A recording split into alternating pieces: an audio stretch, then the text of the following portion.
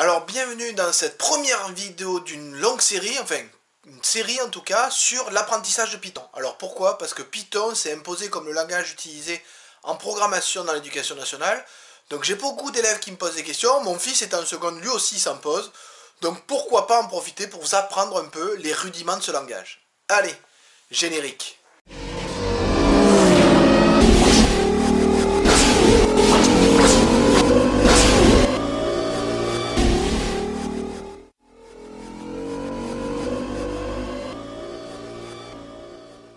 Alors tout d'abord, on va effectivement commencer par une présentation de ce qu'est Python. Non, alors le Python, pas celui-là, hein, ça c'est le serpent, c'est pas le sujet de la vidéo c'est ça, le langage de programmation. Alors ce langage de programmation, créé par ce monsieur, Guido van Rossum, qui en avait besoin pour un projet informatique, et donc il a créé sur son temps libre un langage de programmation.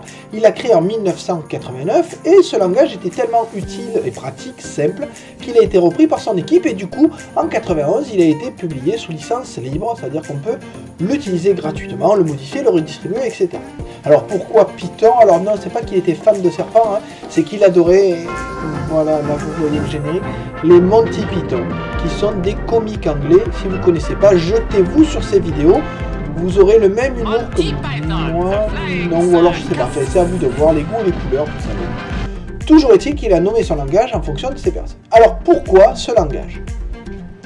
Alors pourquoi ce langage? Tout simplement parce qu'il est utilisable sur plusieurs plateformes, multiplateformes, Linux, Mac, Windows, et même Android d'ailleurs dans certains cas. Ensuite, on sait que ce langage possède de nombreux modules qui lui permettent d'être assez polymorphe, et donc on peut faire ce qu'on veut avec, et souvent des choses ont déjà été développées qui simplifient le travail. Ensuite, c'est un langage de haut niveau, c'est-à-dire que vous n'allez pas compiler, c'est-à-dire que votre machine n'a pas tout un travail à faire pour pouvoir interpréter et utiliser ce langage. Vous allez utiliser un interpréteur. Mais les raisons pour lesquelles il était choisi, la première, il est simple. Oui, il est simple, c'est quasiment de l'anglais, vous savez parler anglais, vous savez programmer. Je résume, mais vous verrez que finalement on n'est pas loin de ça. Ensuite, il est très puissant. Contrairement à ce qu'on croit, c'est un langage de script, donc il peut s'interfacer avec de nombreuses choses, et il est utilisé notamment en sciences pour les traitements de données, et il est très utilisé parce que, dernier avantage qu'il a, il a une courbe d'apprentissage très rapide, c'est-à-dire qu'il est simple d'arriver à des résultats très intéressants assez rapidement. C'est-à-dire pour ça que dans l'option SNT, on le voit souvent comme langage privilégié, même si ce n'est pas celui qui est obligatoire dans l'éducation nationale. Donc nous allons revenir sur l'utilisation de ce langage avec tout d'abord, pour pouvoir l'utiliser, l'installation sous Windows de l'interpréteur, et après vous verrez, on fera quelques lignes de code et ça sera tout pour ce premier cours. Déjà, c'est pas mal. Alors voyons comment installer Python sur Windows. Alors pour installer Python sur Windows, il faut bien évidemment aller chercher sur Internet, vous voyez ici avec Internet Explorer, aller chercher le fichier nécessaire pour l'installation. Donc je lance Internet Explorer et je vais sur le site de Python, donc www.python.org. Jusque-là, pas de souci. Et vous remarquerez que là, vous avez un menu télécharger, et je choisis donc télécharger pour Windows. Vous pouvez évidemment l'installer pour d'autres installations. Je choisis là l'installateur en 64 bits, puisque c'est la version du système que j'utilise, un Windows 64 bits. Le téléchargement se lance, un peu accéléré, je dois vous l'avouer, il ne va pas aussi vite que ça. Et une fois qu'il est fini, je clique sur exécuter. Donc là, l'installeur automatique, entre guillemets, de Python se lance. Je vais ajouter au path, ça veut dire qu'en fait, quand il détectera un logiciel Python, il le mettra automatiquement en route. Vous voyez que l'installation se passe, en accéléré toujours, je dois l'avouer. Et une fois qu'elle est faite, je peux fermer le logiciel d'installation et aller chercher dans le menu démarrer l'interpréteur Python. Alors l'interpréteur Python, je tape Python, vous voyez qu'il est ici, voilà, avec son symbole. Je vais en profiter pour aller mettre un raccourci de cet interpréteur sur le bureau, ce qui m'évitera d'aller le chercher à chaque fois. Donc là, je place le raccourci. Et maintenant, on va voir comment ça fonctionne. Alors là, vous n'avez pas installé Python, vous avez installé un logiciel qui permet de comprendre le langage Python. Vous voyez que je lance 3 chevrons au début, donc ça, c'est ce que je vais appeler l'interpréteur. Vous voyez que je peux y taper du code, mais si je mets n'importe quoi, il me sort une erreur. On va voir ce que ça donne quand on lui tape des choses qu'il peut comprendre. Une fois que j'ai installé Python, je vais pouvoir commencer à taper des lignes de code. Donc 1 plus 1, dans l'interpréteur et il me donne le résultat.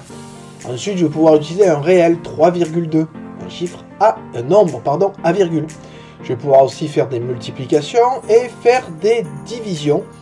Alors on est d'accord qu'installer un interpréteur pour faire ça, c'est pas fameux.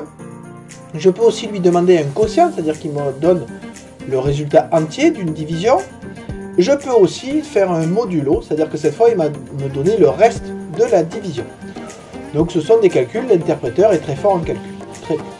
Je peux aussi lui envoyer comme information du texte que cette fois je vais mettre entre guillemets. Donc je tape entre guillemets Hello World, je ferme les guillemets, quand j'affiche, il m'affiche le texte. Mais avec les guillemets.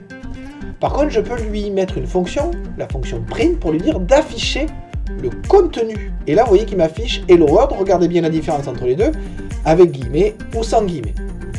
Donc je peux aussi, si j'ai envie, mettre des instructions qui ne seront pas prises en compte par l'interpréteur. Alors je commence mon instruction par dièse, et j'appelle ça un commentaire, et vous voyez que là, quand j'appuie sur Entrée, il ne se passe rien. Alors vous me direz quel intérêt, on verra l'intérêt un peu plus tard, mais ça existe.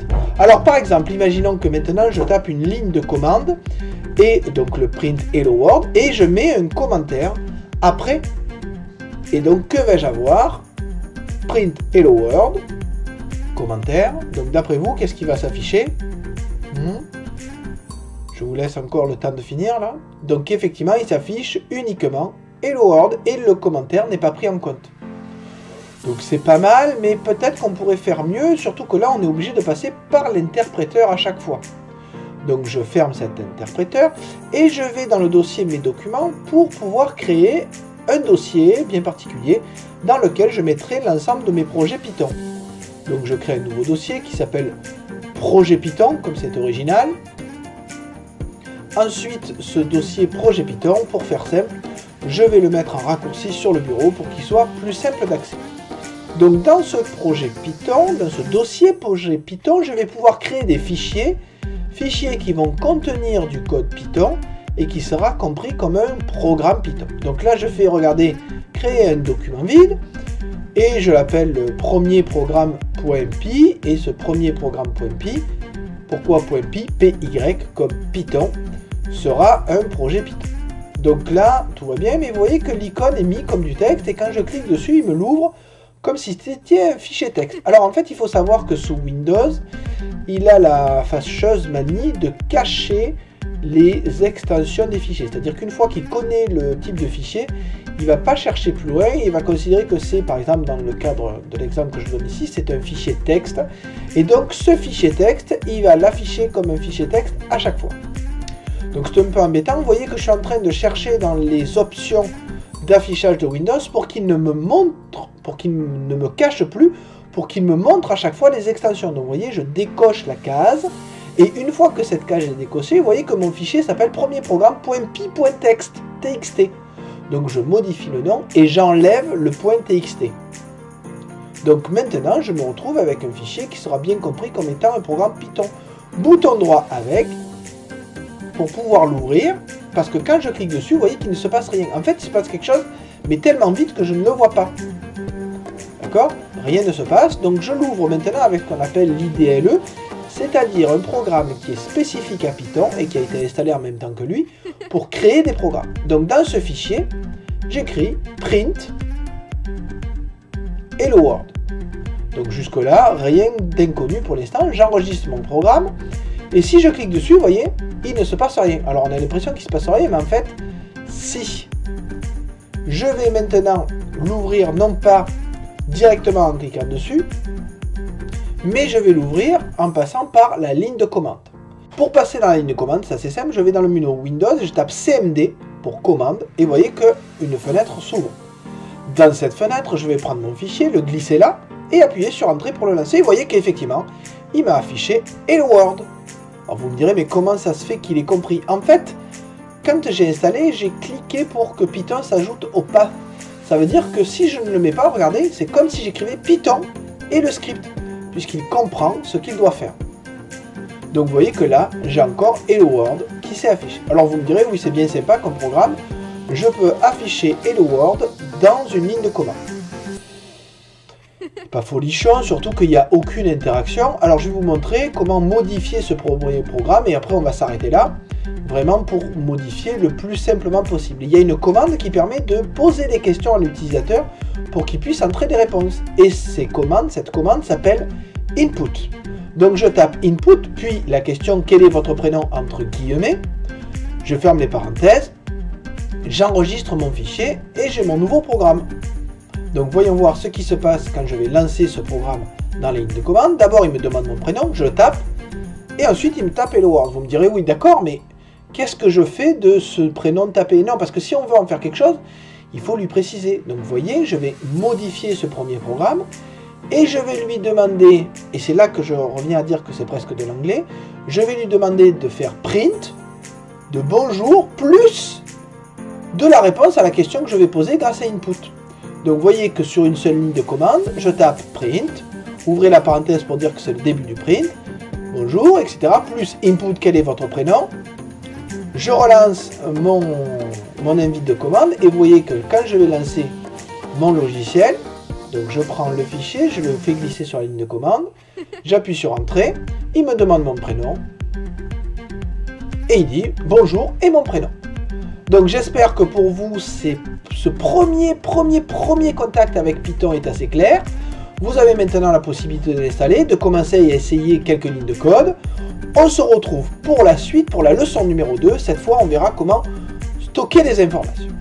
Allez, à bientôt et bonne programmation. Si tu as aimé cette vidéo, n'hésite pas à le mettre en commentaire et laisse un like.